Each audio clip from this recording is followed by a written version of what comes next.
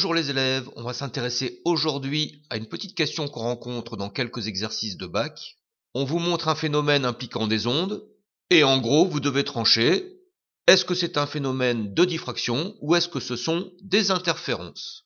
Très souvent aussi, on vous demande, en plus, les conditions nécessaires pour que ces ondes puissent générer un tel phénomène. Alors c'est par exemple le cas de l'épreuve de bac donnée en 2013 en Amérique du Nord. On vous montre une photo où on voit la houle qui arrive dans une baie. On voit bien qu'il y a un truc bizarre qui se forme. L'onde devient plus ou moins circulaire. Et on vous demande quel est ce phénomène, quelle est la condition nécessaire à son apparition. Quelques prérequis sont indispensables pour pouvoir suivre correctement cette vidéo. Vous devez tout d'abord savoir ce que c'est qu'une onde mécanique, électromagnétique, progressive et périodique. Vous devez ensuite connaître quelques grandeurs associées à ces ondes, la longueur d'onde lambda, la période grand T et la fréquence f ou nu d'une onde. Tout d'abord, la diffraction. La diffraction d'une onde se produit chaque fois qu'une onde rencontre un obstacle. La propagation de l'onde est alors modifiée. Cette modification peut être de différentes natures, comme dans l'exercice de bac. La houle au départ c'est une onde plus ou moins rectiligne, après l'obstacle on obtient une onde circulaire. Il y a une modification de la propagation, c'est une diffraction. Même chose sur cette photo assez spectaculaire.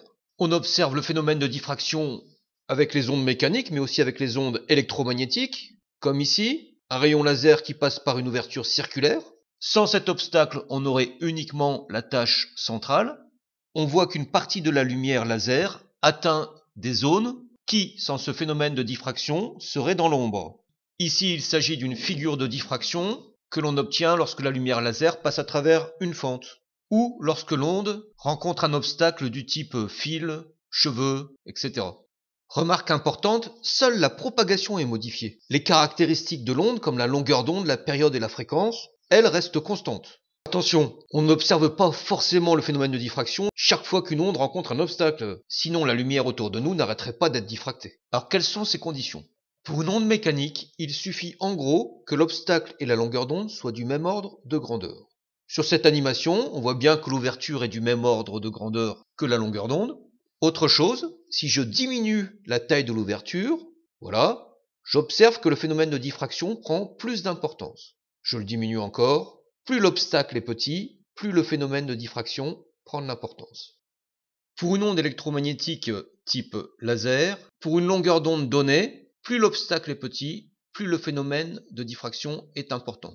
Ici, c'est le rapport lambda sur A, où A est la taille de l'obstacle, qui est important. Dans l'exemple d'une fente, ce rapport lambda sur A correspond à ce qu'on appelle le demi-angle d'ouverture θ, qui est défini par rapport à la tache centrale de largeur petit d. On voit en cours que θ c'est environ égal à petit d sur 2 fois grand D. Si on résume, pour une onde électromagnétique, plus lambda est grand et plus A est petit, plus le phénomène de diffraction est important. Passons aux interférences. Alors pour observer des interférences en un point quelconque M de l'espace, il faut qu'il y ait au moins deux ondes qui arrivent en ce point M. Observons cette animation. Il s'agit d'une cuve à ondes. On a un vibreur qui génère une onde périodique circulaire à la surface de l'eau. On peut mettre un deuxième vibreur. Tout de suite entre les deux vibreurs, on observe une zone particulière avec des franges blanches qui correspondent à des sommets et des franges noires qui correspondent à des creux. Dans cette zone, on dit que les deux ondes interfèrent. C'est une figure d'interférence. Alors je peux mettre un petit flotteur. Sur ce graphique, on observe l'altitude en fonction du temps. L'altitude correspond à ce qu'on appelle l'élongation de l'onde. Cette élongation passe par une valeur maximum qu'on appelle l'amplitude de l'onde. Alors maintenant, que se passe-t-il si je déplace lentement ce petit flotteur? Eh bien, on voit que cette amplitude varie. Elle passe elle-même par une valeur maximum et s'annule pour certaines positions du flotteur. Attardons-nous sur cette position particulière.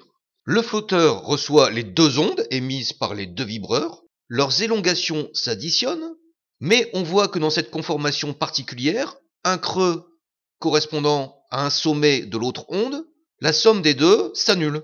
On dit que les deux ondes sont en opposition de phase et on parle d'interférences destructives.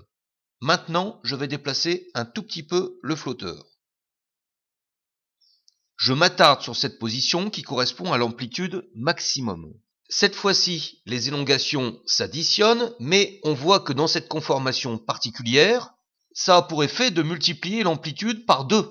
On dit que les ondes sont en phase et on parle d'interférences constructives. En un point M quelconque, ce qui va être important, ce sont les deux distances que les ondes ont parcourues pour arriver en ce point M. La distance S1M et la distance S2M. Ces deux distances sont différentes. On parle de différence de marche, on la note θ, et on s'arrange pour qu'elle soit positive, on met donc une valeur absolue. On peut montrer facilement qu'en ce point M, les interférences vont être constructives si cette différence de marche est égale à un nombre entier fois lambda. Ce nombre entier k, supérieur ou égal à 0, est appelé ordre d'interférence. On peut aussi montrer que les interférences au point M vont être destructives si cette fois-ci la différence de marche est égale à un nombre entier de longueurs d'onde plus une demi-longueur d'onde. Ce phénomène d'interférence, on peut l'observer très facilement. Il suffit de jeter par exemple 2 pierres dans l'eau en même temps. On peut aussi l'observer avec des ondes électromagnétiques. Il suffit par exemple de faire passer la lumière par 2 fentes, S1 et S2. C'est le dispositif mis au point par le célèbre anglais Thomas Young au début du 19e siècle. Alors lui, si vous avez l'occasion de lire sa bibliographie, faites-le, c'est un gars pas banal. Médecin, il parle 14 langues, physicien, spécialiste dans les hiéroglyphes, et j'en passe. Toujours est-il qu'en optique, à l'aide de ce fameux dispositif appelé fente de Young, il met en évidence le caractère ondulatoire de la lumière. Alors voici ce que l'on peut observer avec ce dispositif. On voit respectivement 3 figures d'interférence, une avec un laser vert, un laser orange et un laser rouge. Tout d'abord, si vous faites attention, on reconnaît la figure de diffraction que l'on a vue précédemment. Ce qui est normal puisque chacune des deux fentes S1 et S2 diffracte la lumière. On se rend compte que cette figure de diffraction, c'est comme si elle était hachurée. C'est-à-dire que dans certaines zones de l'espace, la lumière arrive et dans d'autres, elle n'arrive pas. Sur ce schéma, qui représente un agrandissement de la tâche centrale, on voit qu'il y a un espacement régulier qui correspond à une distance petit i qu'on appelle l'interfrange. On admettra que pour les fentes de Young, avec les notations du schéma, I égale lambda d sur A. A étant la distance séparant les deux fentes.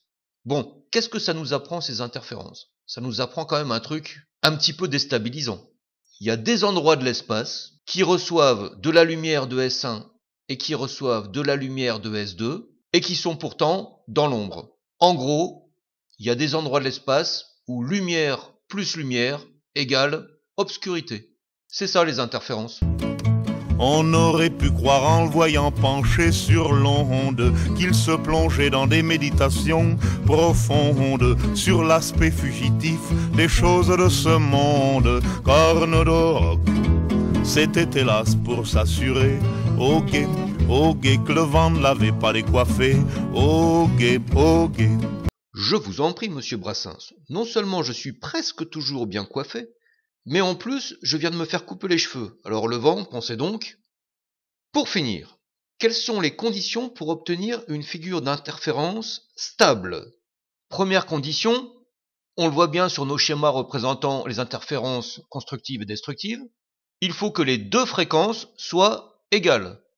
Deuxième condition, un peu plus technique, il faut que le décalage entre les deux ondes reste constant. En effet, on comprend bien, pour que ça soit stable, si en un point M on a des interférences constructives par exemple, eh bien il faut qu'elles restent constructives. Il ne faut pas qu'il y ait une des deux ondes qui se décale. On parle de déphasage. Deux sources qui ont la même fréquence et qui ont un déphasage constant sont dites cohérentes. Voilà, pour résumer en une phrase, on observe une figure d'interférence stable si les sources sont cohérentes. Ce cours est fini. Si vous voulez avoir des éclaircissements sur tel ou tel point, vous pouvez me laisser un commentaire. J'y répondrai avec plaisir dans la mesure de mes petits moyens. Voilà, c'est fini. Bonne révision.